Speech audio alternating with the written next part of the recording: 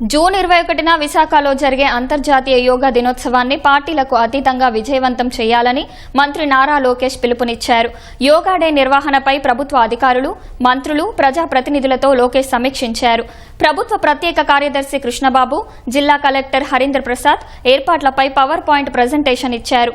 ఈ నెల 21న జరిగే యోగా డే కార్యక్రమంలో ప్రధాని పాల్గొననున్నారని, 15,000 మందితో ప్రధాన వేదిక వద్ద ప్రధాని యోగా చేసేలా ఏర్పాట్లు చేస్తున్నట్లు లోకేష్ వివరించారు.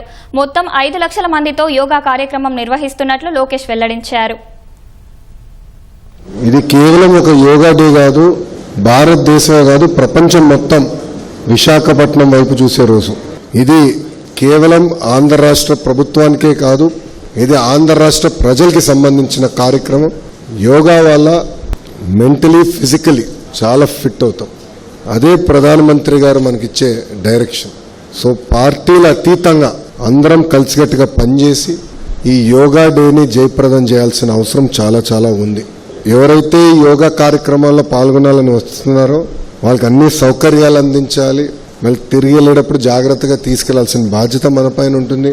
పక్క రాష్ట్రాల్లో స్టాంపీడ్లు జరిగిన సంఘటనలు మనం చూస్తున్నాం. సో చాలా ఆర్డర్లీగా, చాలా ప్లాన్డ్గా ఈ కార్యక్రమం మనందరం కలిసికట్టుగా చేయాలి.